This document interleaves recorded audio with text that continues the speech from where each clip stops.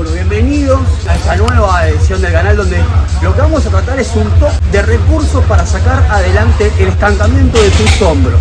Cuando muchas veces la limitación genética involucra que en el trabajo de hombros el desarrollo vaya hacia otro músculo que puede ser muchísimas veces sinergista de este otro, como el caso muchas veces del tríceps con el hombro, el producto final va a resultar que tu máximo desarrollo empieza a ejercer efecto en el tríceps y no en el hombro.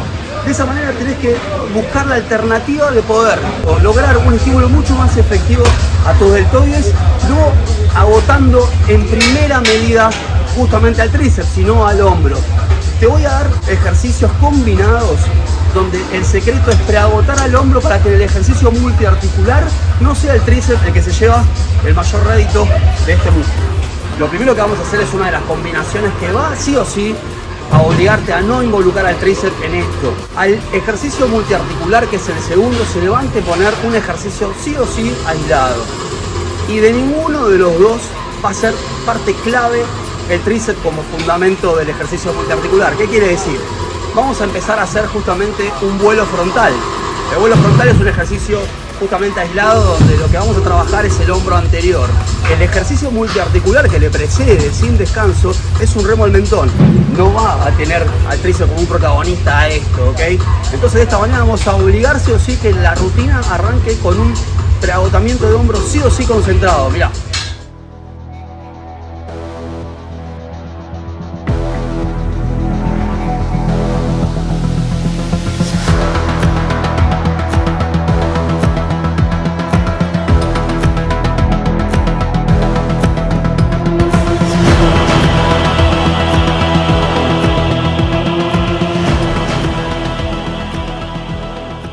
Vamos a hablar a ver del top 2. Lo primero que te mostré es la gran primera fórmula como para detonar tus hombros al principio de un entrenamiento que ya sabes que va a ser efectivo por sí solo. Efectivo significa que vas a sentir un desgaste muy particular en los hombros y no, como te explicaba antes, en el músculo del tríceps, que es lo que a muchas personas a veces les pasa. Como segundo recurso, ya el tríceps va a ser protagonista de otra manera, pero en la segunda parte de la combinación. O sea, el primer ejercicio, para que tengas bien claro, es un vuelo posterior. Un vuelo posterior que va a estar orientado un poco al trabajo también del deltoide en general y el deltoide de su cara lateral. Pero sí o sí se continúa con un press tras nuca. De esta manera te aseguras el trabajo de la cara posterior de tu cuerpo con un porcentaje de mayor efectividad, un porcentaje que ayuda muchísimo a trabajar lo que es la simetría de todas las caras del hombro y sí o sí a llevarse la última parte del esfuerzo del músculo del tríceps, que es lo que tenemos que sí o sí proponernos evitar. ¿Ok? Mirá cómo sería esta otra super serie que yo la califico como el top 2 de esta rutina.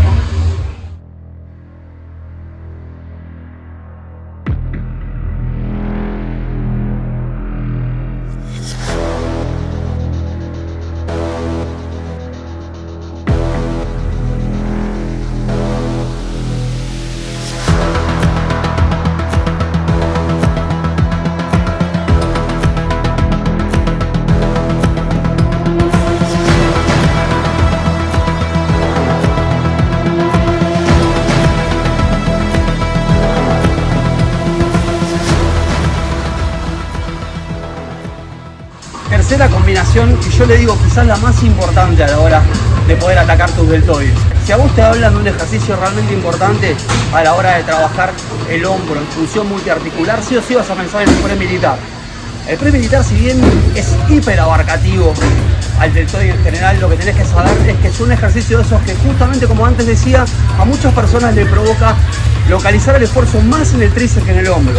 Entonces la manera de poder solucionar esto es apelar a todas las fórmulas que hicimos en este entrenamiento, pero sobre todo dejando como primer ejercicio el vuelo lateral, que es el ejercicio aislado más importante para el deltoide, y recién ahí el press militar, que lamentablemente no va a poder apelar a hacer un ejercicio exageradamente pesado, lo cual te va a garantizar que el esfuerzo del tríceps sea el adecuado.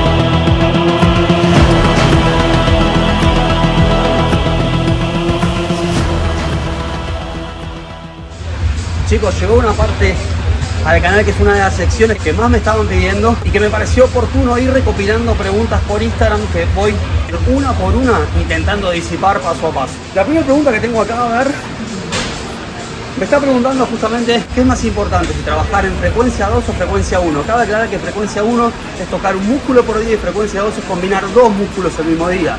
Por ende, al terminar la semana, tocar 2 veces por semana el músculo. Mirá, desde mi apreciación personal, el estímulo más importante es que el músculo se trabaje una sola vez por semana, salvo lo que es muchas veces quizás dividir el grupo de las piernas en dos, en su cara antagónica y su cara frontal. En ese caso, poder partirlo en 2 días es algo que es bastante productivo, pero de otras maneras me parece que lo más importante es que el estímulo sea a tope y que tengas una semana como mínimo para poder recuperarte de eso. Para la gente que hace ayuno intermitente y a aquellos que les gusta entrenar a primera hora del día, hay mucha gente que me pregunta si trabajar con sobrecarga, entrenamiento de este tipo que hacemos nosotros en ayunas es conveniente. Mira, desde mi punto de vista es importante que tengas algún tipo de macro y sobre todo aquellos que tienen que ver con la energía, que muchas veces no es directamente que tu organismo haya consumido carbohidratos previo al entrenamiento, sino incluso una fuente de grasa que en ese momento va a funcionar como el backup energético que vas a tener también a la hora de entrenar. Proteína más carbo, proteína más grasa, para mí es esencial que tengas sí o sí algo. No soy los que comulgan bien con la idea del entrenamiento con pesos en ayuno. Otra pregunta muy tradicional es aquella que justamente duda de si los músculos que son más debilitados o más rezagados de cada cuerpo corresponde realmente hacerlos como prioridad del entrenamiento, tanto en la misma jornada cuando lo vas a mezclar con otro o en la misma semana. Y esto es importante aclararlo. Podés programar tu entrenamiento en la semana con una frecuencia 2 en ese caso, y quizás el primer día donde trabajes ese músculo chico, hacerlo al principio de la semana. Entonces ya sabes que todo tu caudal energético va a ser el desgaste de ese músculo puntual, que es el que de alguna manera presenta este desfase del que hablamos. Y otro día en la semana trabajás el grande, que lleva parte de ese trabajo del chico justamente, pero que no tiene un problema para vos, ¿ok? Vamos. Otra pregunta muy típica es la planificación del entrenamiento de sobrecarga. ¿Qué pasa para muchos, justamente que el capítulo de hoy es un capítulo donde tratamos puntualmente la cuestión del hombro? Es hablar de qué lugar ocupa en tu planificación semanal el trabajo de hombros. Hoy está muy de moda hacer un trabajo muchas veces de empuje un día, de tirón otro, por ende el hombro estaría trabajado el mismo día que pecho. Si tus hombros resultan un grupo muscular con rezago evidente, jamás entrenes el pecho y después los hombros. O sea, no es nunca una buena decisión, ¿ok? En ese caso, el trabajo de hombros quizás deba ser el que primero tengas que organizar en tu semana, después seguramente un buen trabajo de dorsal, después un trabajo de piernas, y recién cuando pasado más o menos 3 días del primer estímulo al deltoide, preocuparte por trabajar el pecho y quizás un sobreestímulo más al hombro en ese caso. Pero que el hombro esté separado de una buena cantidad de días del trabajo de pecho, que se va a llevar mucho de él. Otra cosa que me preguntan siempre es si se puede conseguir masa muscular no comiendo carne animal. Mira, la verdad es que hace varios años que yo no consumo más. Harán aproximadamente 6 años que yo ya no como más carnes animales y realmente puedo mantener una tonificación bastante acorde a lo que pretendo.